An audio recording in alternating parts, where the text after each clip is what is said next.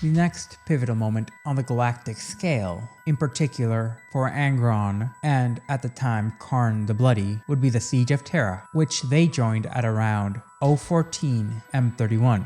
As the Siege of Terra raged on during the climactic end stages of the Horus Heresy, Angron, the once proud Primarch of the World Eaters, had fully succumbed to the overwhelming will of Khorne, the god of blood and slaughter, as he was transformed into an unstoppable, ever-regenerating engine of destruction, unchained by the weakness of mortality. Angron's rage and bloodlust would now know no bounds. It was during this final desperate assault on humanity's last great bastion that Angron's wrath nearly consumed everything in its path, even his own forces, as he now saw his sons as little more than baying dogs barking at his heels, with the Imperial Palace standing as last stronghold and only hope for the Loyalists. Its towering walls seemed to cut into the very sky above. Behind these walls, however, was the epicenter of a nigh impenetrable barrier, one crafted by the Emperor himself. This barrier was capable of warding off even the greatest of threats chaos could throw at it, including a demon primarch such as Angron. Yet for all its power, it was not enough to cool the burning fury that raged within the heart of the Eater of Worlds. Angron, driven by an insatiable need to spill blood in the name of Khorne, demanded an immediate assault on the Imperial Palace. His mind at this time was already fully consumed by madness, and caution no longer held any sway over him.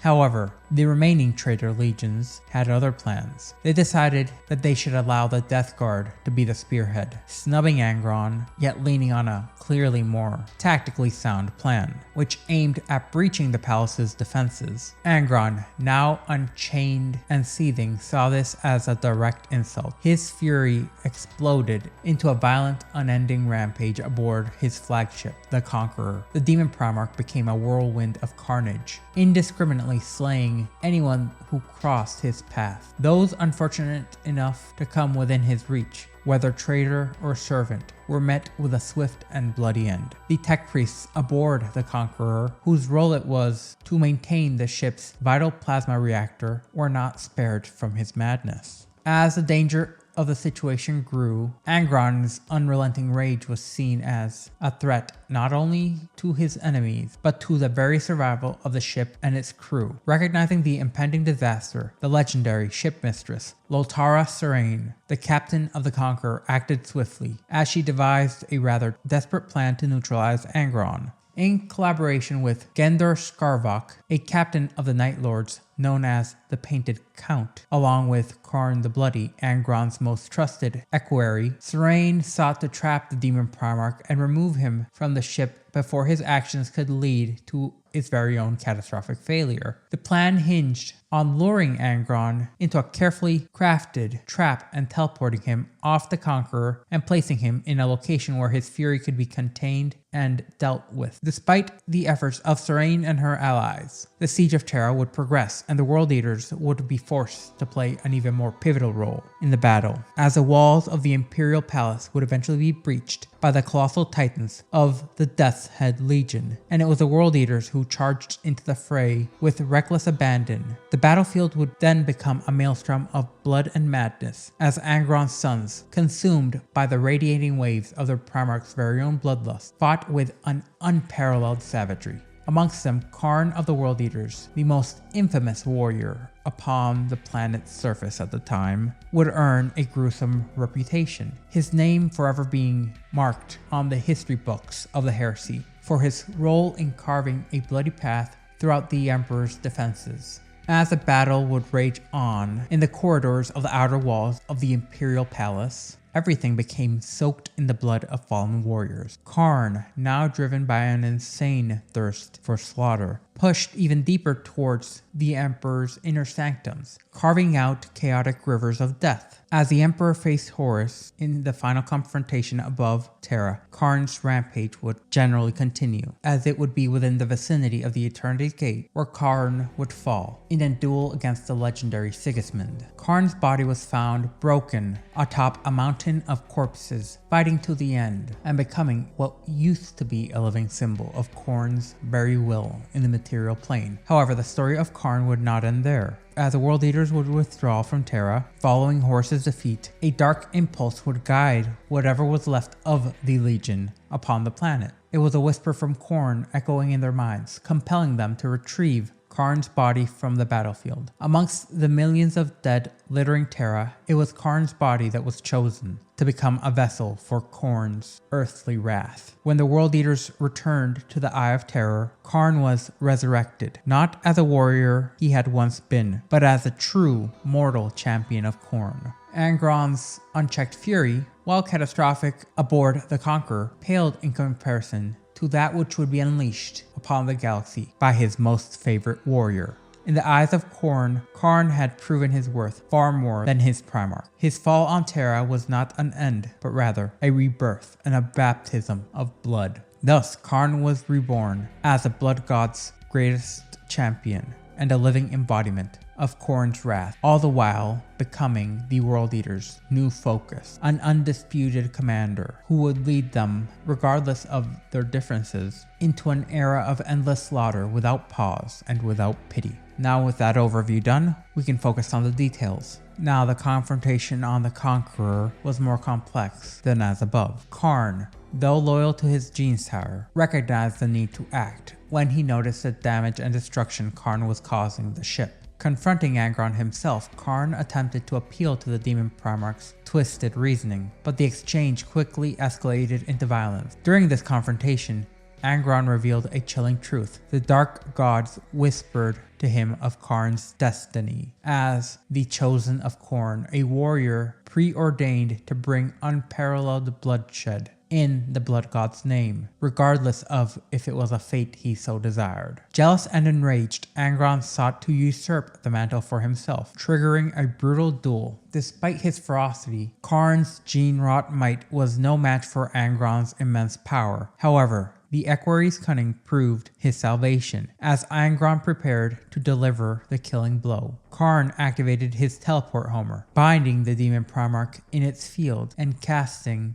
Angron deep into the bowels of the Night Lord's flagship. When Angron awoke, he found himself imprisoned within the nightmarish construct of Conrad Kurz's desired creation, a shifting labyrinth of impossible geometry designed by Perturabo, the Primarch of the Iron Warriors. This trap was commissioned and partly inspired by the Night Haunter, and mirrored the Cava Ferrum, Perturabo's own personal sanctum. The maze itself was an intricate prison with walls that defied any form of logic, warping the very perception of those trapped within. Any attempt to map or navigate its corridors ended in maddening futility. The labyrinth was designed and crafted with Perturabo's unparalleled skill and nigh unlimited resources, and it was as much a psychological weapon as it was a physical one. Its endless turns and featureless walls rendered escape nearly impossible, supposedly breaking the minds of its captives, as they essentially wandered around in circles, unable to discern a path forward or a path back. Traps scattered throughout the maze further tormented Angron, subjecting him to the ceaseless trials set up by his brother as he sought a way out. This was not the first time the labyrinth had been used to torment a Primarch. No, the first time occurred just shortly after the Dropsite Massacre on Isstvan V, where the Night Haunter had captured Vulcan, the Primarch of the Salamanders, and used the maze as not only a tool of psychological warfare, but as a weapon to wear down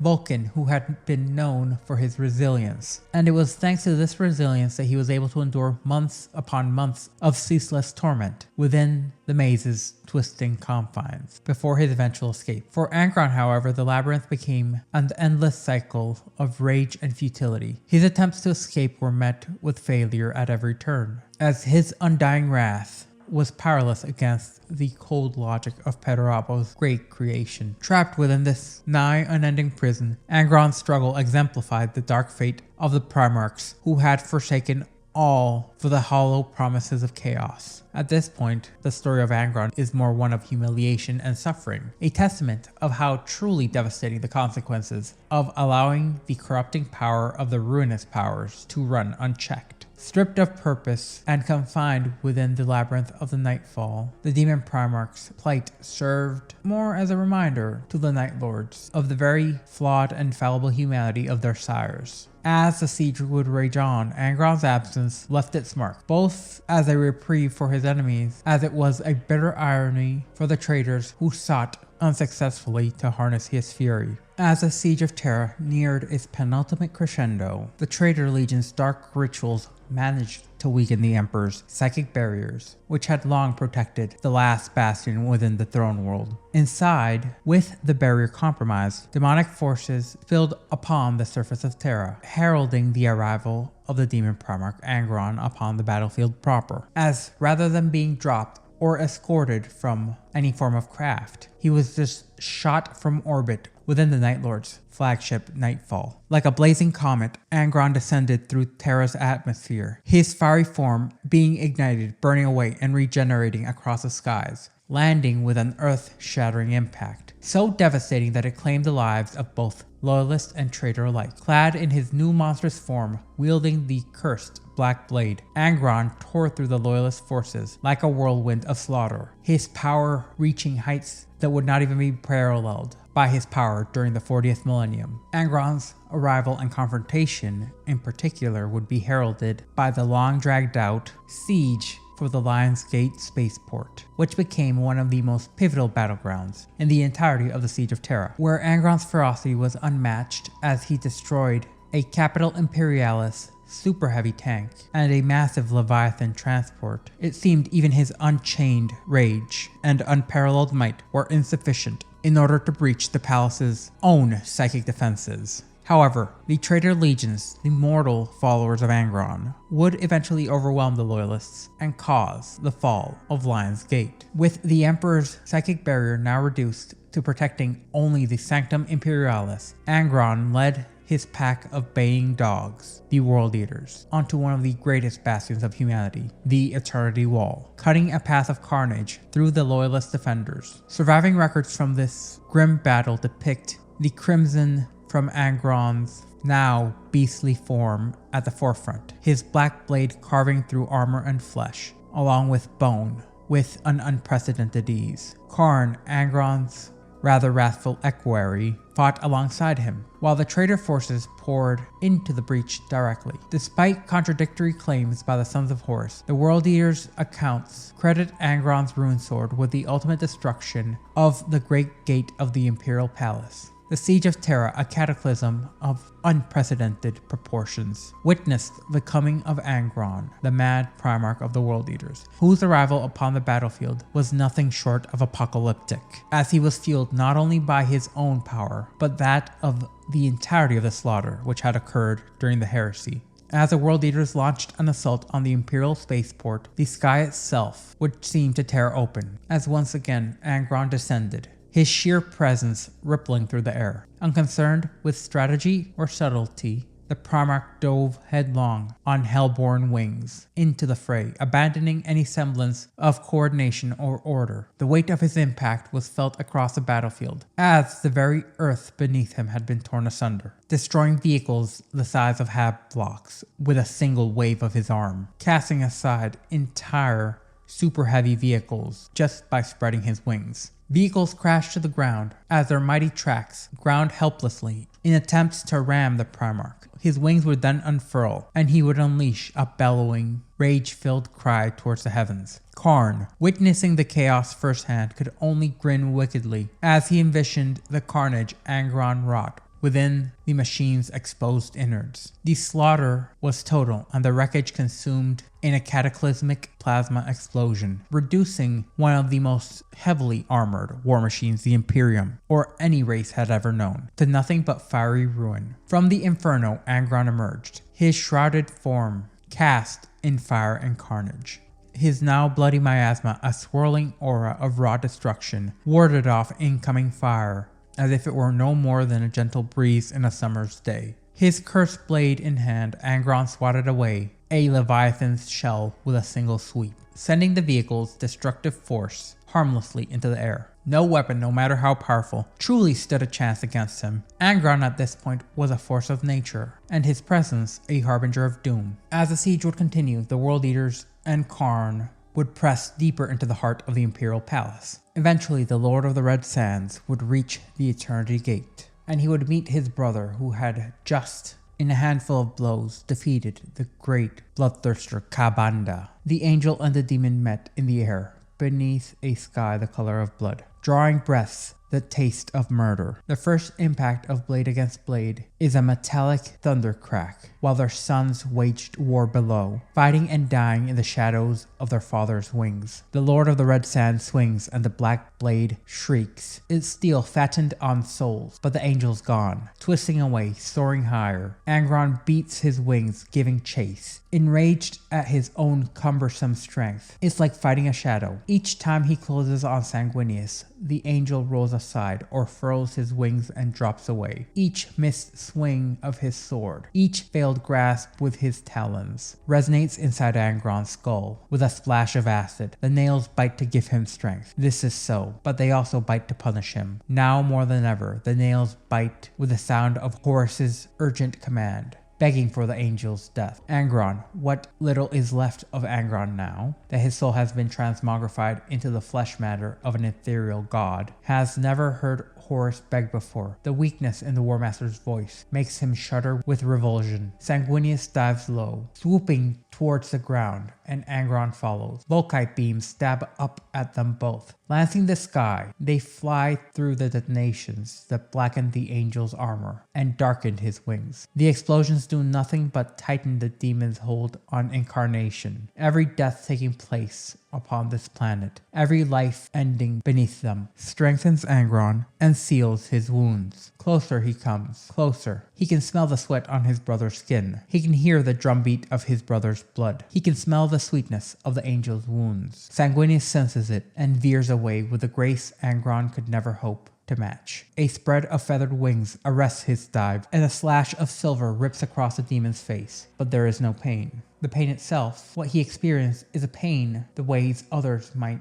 experience grief or trauma or even frustration. To him, it is a helplessness, a wound within. It is something that cannot be tolerated, something that can only be overcome with the running of enemy blood. He's blind, his face broken by the silver sword, and without the organic receptors to process his injury, it's the weakness that hurts. His eyes regenerate as he thrashes blindly with his blade. Then he can see again, dull and dim for another few moments. Then clarity defeats the ash and dust swirling in the air. He doesn't see as a human sees. Angron sees the fires of souls, and his brother flares brightest of all. When they meet again, it's in the killing embrace. The Lord of the Red Sands tears the angel from the sky, clutching his golden brother in his great claws, bearing Sanguinius down. They fall and fall and fall and crash through the glassic dome of the Martian temple atop the warmonger titan Melax. They strike the floor with a roll that would break any mortal's bones, their tumbling bodies obliterating the mosaic rendering of the Opus Machina, sacred icon of the Adeptus Mechanicus, and the Martian Mechanicum alike. This is a sacrilege neither brother notices. Tech priests and menials flee during the demigod's duels. Neither of them notices that either. Angron gets a clawed hand around Sanguinius' head and beats the angel's skull against the floor, once, twice, and cracks web out along the tiles in the form of stone-splitting veins. A fourth time, a fifth. There is weakness then. Perhaps it should be pain as well, but most definitely weakness. Angron's grip slackens and his arm dissolves. Literally, it dissolves from the shoulder down, and the Lord of the Red Sands is thrown as the angel rises. In Sanguinius' hands is a pistol, and the dregs of Angron's sentience recognize this as the melta weapon Infernus, a one-use thing of incineration. The angel casts it aside and takes wing, diving right at the demon. Leading with his sword, Angron rises his own blade, feeling the flow of the incoming blows like a promise whispered in warning, and he catches each of the angel's thrusts before they can impact against him. Metal grinds, sparks spray, arcing out from the meeting of blades, hypnotic in their beauty. For a moment, just a moment, he is on the plains of the Shirax, camping rough beneath the pale moon, watching the fireflies play above the banked campfires of his freed slave army. how peaceful that night had been, even with the nails knuckling into the back of his brain. How peaceful that one night was before the Emperor tore him away from his real brothers and sisters, the siblings of his heart and not manufactured blood, leaving them to fight alone, leaving them to die, leaving them to face this unwanted life end. Sanguinius impales him. A lance of ice runs through where his heart should be. The two brothers are face to face, one a visage of bloodied human perfection, the other a construct of absolute inhumanity, rage made manifest. As close as they are, despite the changes to Angron's vision, he can see the tiredness etched into the angel's features, the cuts and scratches that the Battle for Terra has written onto Sanguinius's flesh, indelibly marking him. This war had rendered the perfect imperfect. Die, Sanguinius tells him, with a gentleness of giving a great gift. I free you from this torment. Angron's lips peeled back in the memory of a smile. He tries to speak. Speaking is difficult, not because he is dying, but because he is no longer a creature for whom speaking is natural or necessary. Speech is an echo from a lost life. The Lord of the Red Sands expresses himself in savage roars and the death of his foes. Sanguinius sees this, sees the way Angron's face twists, trying to remember how to form words, sees that the demon is not dying. The Lord of the Red Sands moves, but the angel is faster. Sanguinius tears the blade free and leaps upward into the sky. Bleeding, laughing, the demon follows. They swoop between the temple towers that rise from the back of Malax Meridius. They break away into the open skies. Sanguinius is slower in the open, but he is built for this. He is graceful and experienced, and born for aerial warfare. Angron has the unreal strength of demonic muscle, but he is a gargoyle chasing a hawk. Sanguinius weaves and soars, and dives out of his clutches and kill him. Horus inside the demon's mind. The words bloated by the pantheon, ripe with the borrowed power of the gods. Behind those words is a promise of pain, true pain, nails pain. The Lord of the Red Sands beats his wings, his sword, leaving a trailing wake of screaming souls, the dead of Terra, singing their song. They race low to the ground, hardly an arm's reach above the heads of their warring sons, fast enough that their armies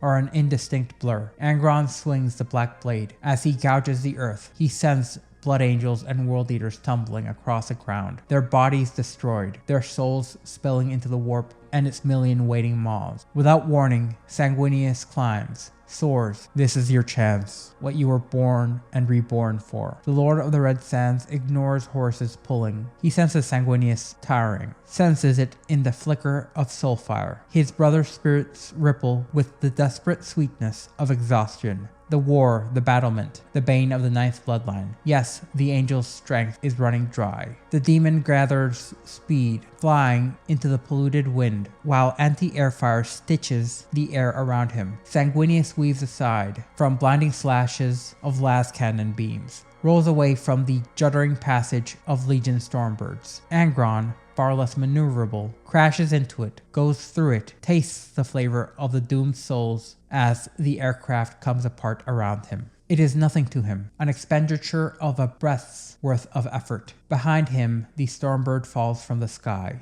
its hull aflame and cleaved in two. The largest piece of its structure will tumble against the side of the Sanctum Imperialis, detonating against the thickest void shields ever created. Wreckage will rain upon warriors of both sides. Angron knows none of this, will never know it. Don't fail me, Angron. The babbling of a frightened creature, speaking as though it were in control. The Lord of the Red Sands would pay it no heed. They dive through a death cloud of a falling titan, into black smoke and white fire of plasma. The billowing smoke cannot hide the light of the angel's soul, as Angron is close enough that he parts his jaw to reveal uneven rows of mismatched teeth that jut upon from bleeding gums as they cycle in this burning, choking sphere that only burns and chokes one of them. The demon gives a demonic roar, the sound exultant and instinctive. It is unfiltered emotion, and it reeks more of triumph than rage. Angron's mouth is still open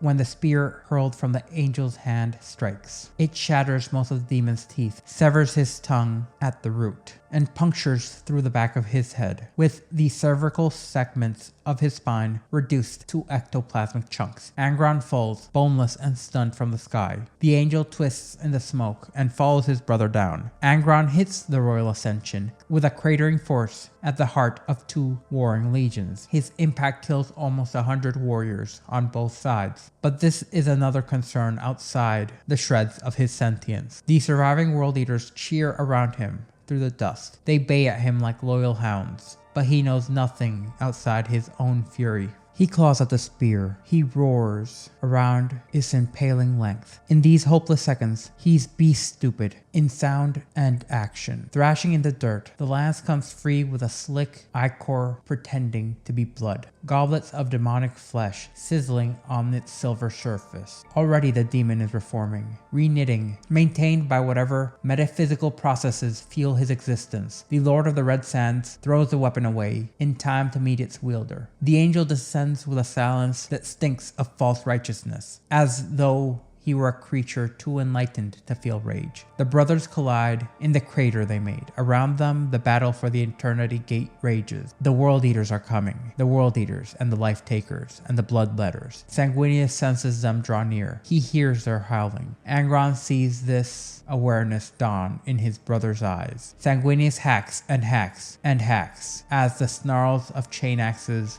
and demon blades grow louder. It isn't enough. The angel launches away with a crack of his wings, carrying him upwards. The Lord of the Red Sands knows he can't catch Sanguinius in the sky. He scrambles for the fallen spear, draws it back, and this time there is no chase. This time Angron is ready. He throws the spear, still slathered in ichor from when he tore it out of his own throat. The second he casts it, it rips through the air with a concussive drumbeat, breaking the sound barrier. The angel rolls aside with the grace of the skyborn, dodging the strike of bladed intent. No, Angron sees, not dodging. Faster than the eyes can follow, the angel caught his spear as it passed, rolled with the momentum, and now casts it back to the ground with a cry of effort. Angron will catch it, this twig of a thing, and he catches nothing but air, and the force of a meteor hits him in the chest, throwing him down, pinning him to the warp-stained ground. For several unreal seconds, the Lord of the Red Sands is impaled in place, speared through the chest. There is no pain, only humiliation. He frees himself in time to see Sanguinius ascending, leaving him behind. His wounds close, but slower, slower than before. The nails bite harder, despising his weakness. Angron turns his back on his brother, seeking the lesser blood angels in Legion Red. He wades through them, ending them, sending their bodies flying back, with heaving swings of his soul-thirsty sword. If he cannot catch the angel, he will lure him back. He learned from the Bane. It takes no time at all. Angron has scarcely began to shed blood before he hears the descending beat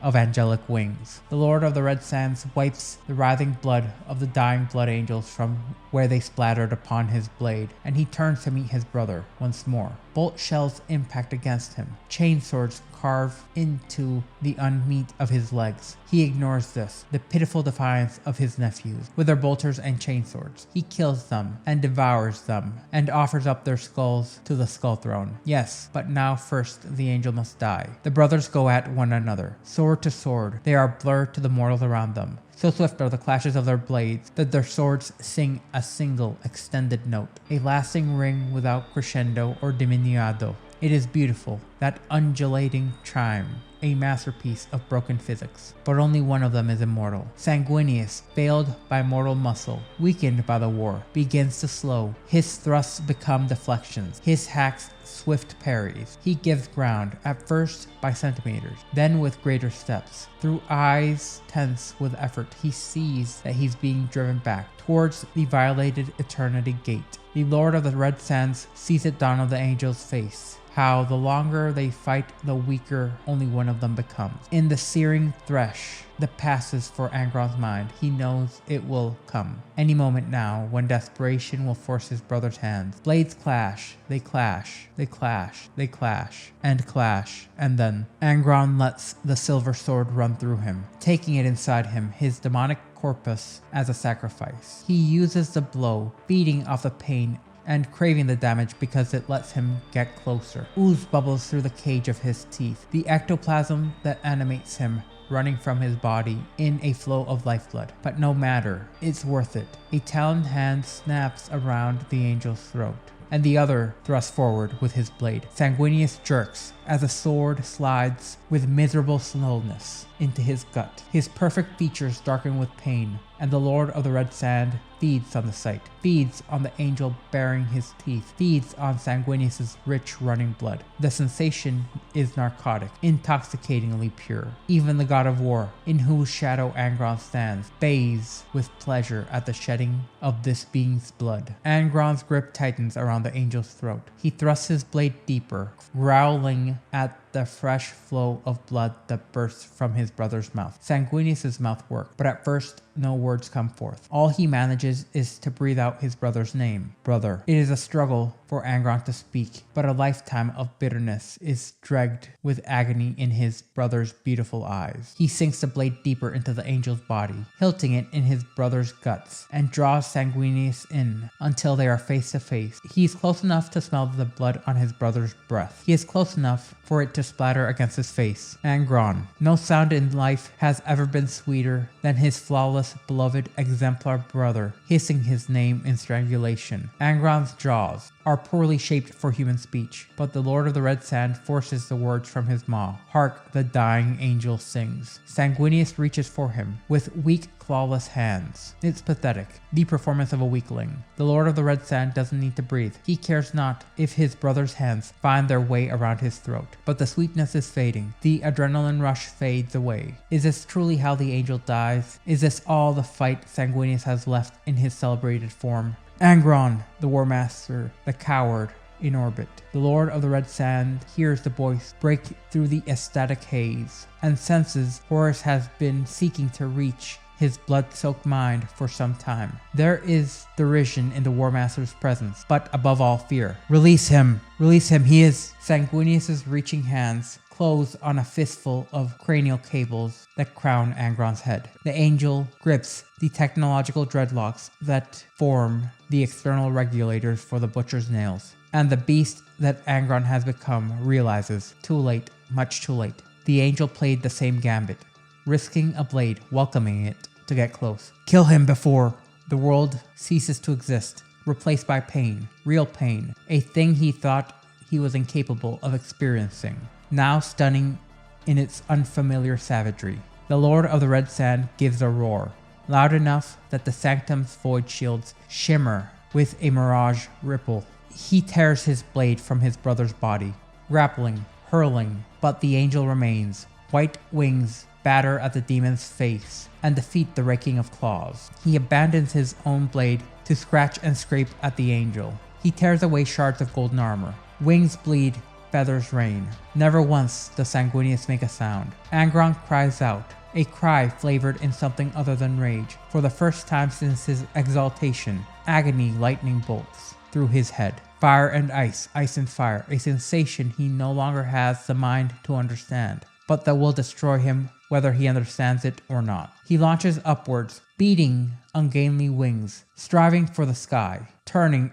tumbling, seeking to dislodge the strained angel. On the battlefield below, the legions duel in the rain of Primarch blood. The Lord of the Red Sands. Angron, I remember now. I am Angron. He feels his skull cracking, stretching, then a crack that paints the back of his eyes with acid. It's the cracking of a slowly breaking window, the crack of a skull undone by tank treads. He hears his brother now, Sanguinius's ragged hisses of breath, coming in time to the scrape of his gauntlets against the pain engine's mechanical tendrils. Their eyes meet, and there is no mercy in the angel's pale gaze. Sanguinius is lost in the passion he has always resisted. The Lord of the Red Sand sees it in the pinpricks of his brother's pupils, the ivory grind of his brother's fangs. The angel has lost himself to blood need, and veins show starkly blue upon his cheeks. This is wrath. This is the angel unleashed. It is an anger so absolute, Angron feels a bite of another forgotten emotion, jealousy. What he sees in the angel's eyes is no bitter fury at the mistreatment